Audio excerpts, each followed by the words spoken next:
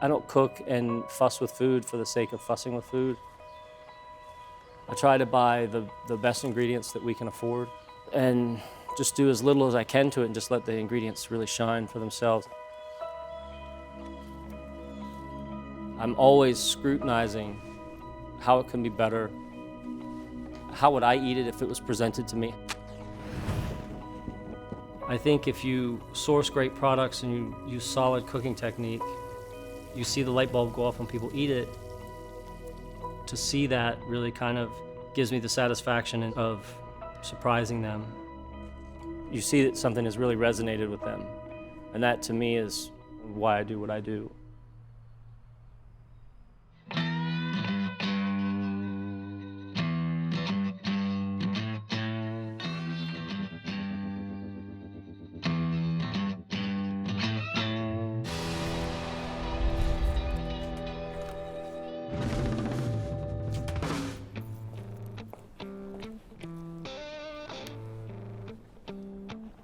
I didn't know that I was going to end up in food. I asked my mother when I was 10 or 11 for more allowance, and she said, no, if you want more money, you have to go earn it. She had a friend who owned a Greek diner, and they got me a job washing dishes on the weekends, and then kind of stereotypical, the prep guy doesn't show up, so I start doing some prep too, and then when I walked into culinary school, it all kind of almost physically clicked for me. I still remember what it smelled like. I remember what the creaky floor sounded like, and realized this is it, this is where I'm supposed to be.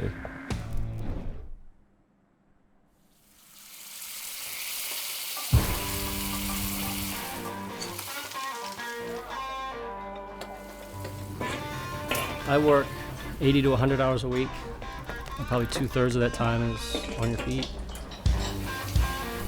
This week, this is my 6th day, and I'm already over 90 hours. Today will be an 18-hour day, and tomorrow probably another 18-hour day. Pound the energy drink, let the adrenaline carry you through. You get home, you get out of the shower, and then you crash. Meanwhile, you have kids at home, you have a wife at home, laundry, cleaning the gutters, cutting the grass. Where do you find time to do that when you're working 100+ hours a week? Like, that's what the business demands.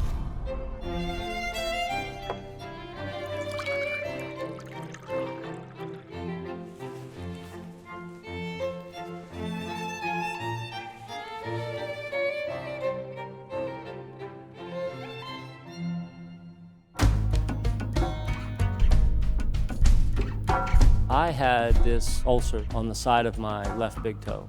I went to my doctor, she gave me an antibiotic, she gave me a shot, and then I came back to see her in 2 weeks, and nothing had really gotten any better. I'm starting to kind of look at WebMD, trying to understand more what's happening. She sent me to a hospital in DeKalb County. They took an x-ray, and if you look at the bone, you can see kind of like a half-moon shading. And he pointed out to me, that's the infection getting into the bone. And they had a podiatrist come through, and he immediately starts talking about scheduling me for surgery. And I was like, whoa, time out, what are you doing? He said, we gotta amputate this toe. He said, so if I don't take your toe now, you can come back in 6 months and I'll be taking your leg. It's gonna be a big deal. I don't understand how I got to here. The endocrinologist kind of stepped front and center and very bluntly told me that you're now type 2 diabetic.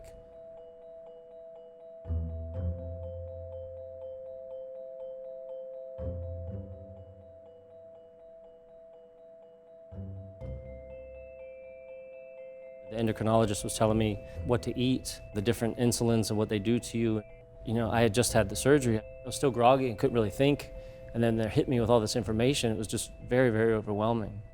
And it really kind of hit me then what had happened to me and like how things were about to change for me. When I was told that I was diabetic, I was scared and overwhelmed. I had no idea. Diabetes doesn't run in my family. I was never obese.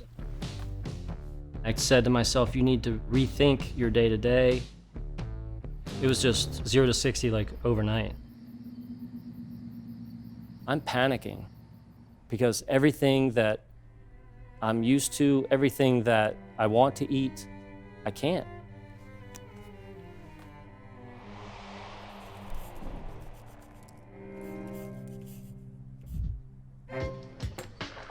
As far as being a chef specifically, I think the things that I felt were just part of the job were actually symptoms of diabetes that I just never recognized. I always felt some type of fatigue. You know, hindsight being 20/20, that was to me kind of the tell that, you know, something probably was wrong sooner than when I actually found out. When my sugar gets low, you get clammy palms, you get kind of sweaty. You can kind of feel your heart beating. It's almost like you're gonna be sick.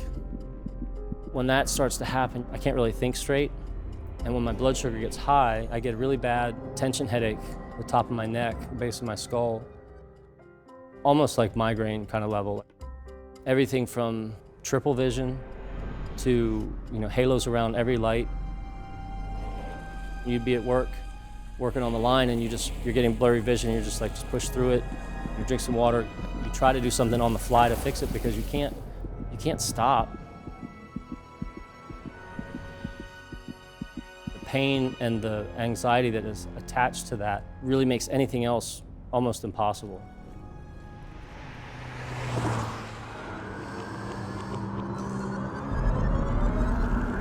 When I went to the store, this time I started reading the labels. I used to drink this juice. So I read the label, and one of the little bottles that I would drink 6 or 8 a week of has close to 70 grams of sugar. And here I'm thinking, oh, it's natural, I'm doing something good for myself, so what else am I not benefiting from that I think I am? Knowing that my situation could be accelerated because of the diabetes.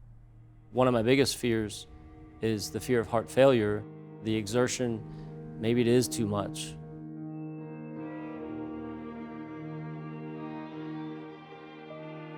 With the diabetes, I'm more cognizant now of healthier options, not just for myself, but in how I cook. You know, I think about how can I add more flavor without sugar, without starches.